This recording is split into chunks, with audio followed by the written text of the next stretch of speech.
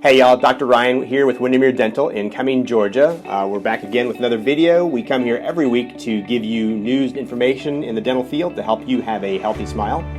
Check back every week to get new videos, and if you don't want to miss anything, make sure to subscribe, and if you find this video helpful, be sure to hit that like button. I do appreciate that. So I actually was busy this past week. I was not going to put out a video, and then all of a sudden my phone started blowing up with information about this one news article that came out, and so I thought this was a great idea to put a video out about, and we're going to talk today about how important it is to read a news article and look for the details and not just skim the headline or skim the first paragraph, and to make sure you get the details on it, because I hate to say it, fake news is a thing. The term fake news, though, has a connotation of someone trying to be malicious or that there's a conspiracy theory afoot.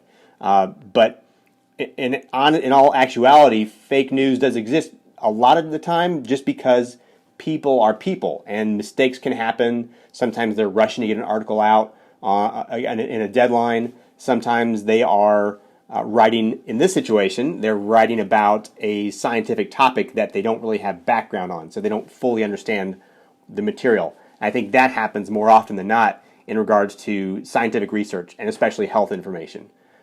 So let's get into it. I'll pull up the article here. So this weekend, my dad's a dentist, and he sent me a link to this article, and my staff sent me a link to this article. So it's clearly making the rounds in the dental community.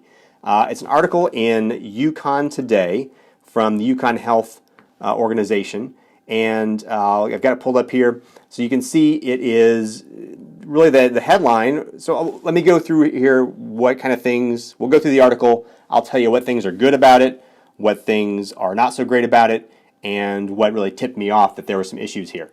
So right off the bat, it's from a reputable website. It's a Yukon University. It is not a clickbaity headline. You can see it's pretty standard. There's a byline, which is always a good tip-off in the positive. If somebody actually puts their name on this, that's a good thing.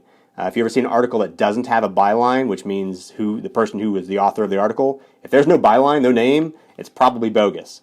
But we've got a byline here, so we'll scroll down, and usually what happens is when most people see articles like this, they'll read the first headline, and then they'll read the first paragraph, and then they'll maybe read more or skim over the rest, if at all.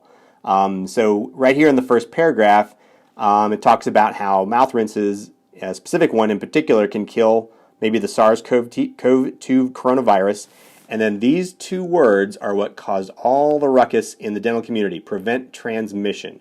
Right now, everybody who is in the dental field is hyper concerned about contracting the virus and worried about then passing it on to their own family or even to other patients. We are at tremendously high risk being involved in working right in your face, in your mouth, and producing plumes of moisture, aerosols. You've probably heard that term. So we are hyper concerned about contracting this virus and passing it on to others. And so when this article starts talking about preventing the transmission, that gets everybody's attention. That's why everyone is passing this article around this weekend. So this is amazing stuff. So let's read on with the article and let's see if that's actually what they tested. When you go through it, it turns out that's actually not what they were testing. It's not what the research article is at all about. That we use, those of you who have been into our office, you know that we've been having you rinse with hydrogen peroxide, a diluted version, prior to us doing any treatment on you. And we're doing that as a precautionary measure to kind of lower the amount of microorganisms that can be in your mouth that could then maybe get pushed into the air. It's been recommended by the ADA and the CDC to do that type of thing. They've actually got a list of things that are possible rinses that we could use. Some of them are antibacterial and not antiviral, so I don't know why anyone is either A, recommending those or even using those, but that's the thing here. The problem is there's not been any solid scientific research either on these pre-procedural rinses truly preventing any respiratory type disease or specifically SARS-CoV-2, the virus responsible for COVID-19. So these researchers decided that they wanted to go ahead and research that. And so they picked the particular rinse, povidone iodine, and wanted to study to see if it would kill SARS-CoV-2. And that's what they did, but they only tested it in basically a petri dish just to see if it would kill CoV-2. And they tested different strengths and times that it was exposed to the virus, and at pretty much even the lowest percentage and the least amount of time, it killed it quite easily. But that's all they tested. They didn't test whether it affected the transmission of it. They didn't even affect whether it killed the virus in a human or animal host. So the only thing that this research proved was that this mouth rinse will kill SARS-CoV-2 in a test tube. So the problem becomes when they went back to add those two words, prevent transmission. That's not an accurate representation of what the research was on.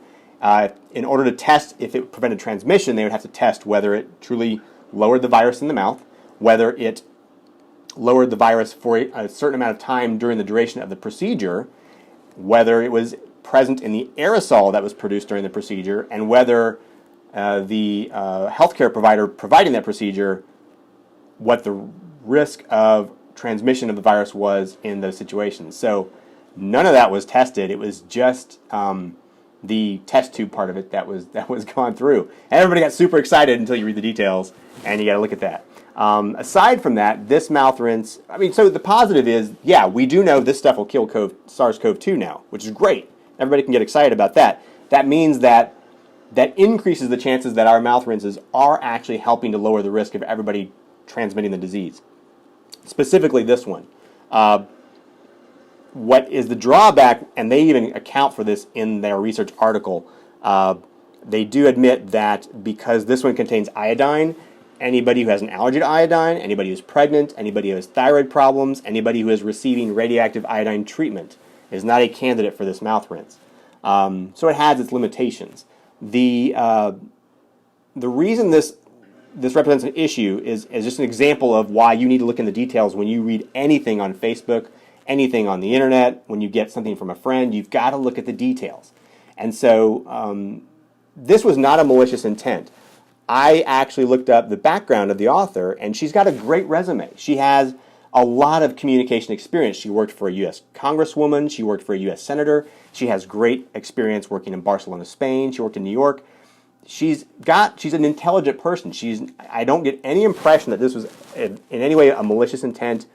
I think it's either one of two things. Either she misinterpreted what they told her, and then when she wrote it up, she added the prevent transmission issue, or the researchers themselves were really excited about this and used that term with her when talking about the research.